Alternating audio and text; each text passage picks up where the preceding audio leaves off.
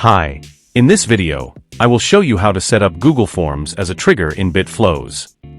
BitFlows is an advanced automation plugin for WordPress.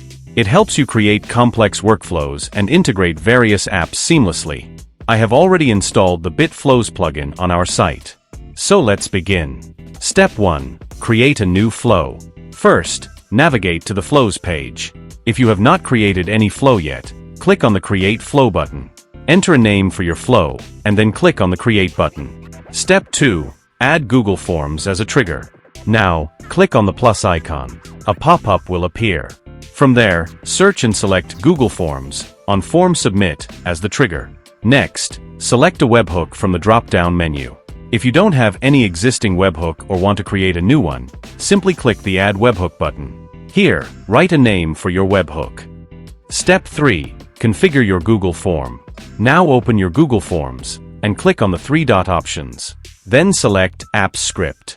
In the Apps Script editor, paste the code snippet provided by BitFlows to enable form submission triggers. Next, go back to the BitFlows builder, copy the callback URL, and paste it inside the app script code where required. After that, click on the Deploy button and complete the new deployment process.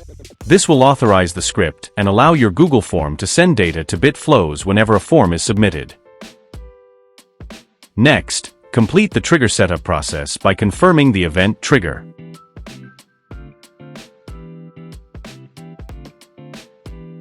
Step 4. Test the connection.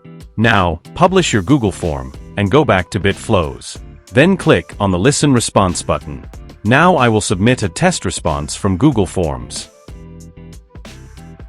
Once the form submission is completed, the response will appear like this. The data will now be available in the next flow step as a variable to map.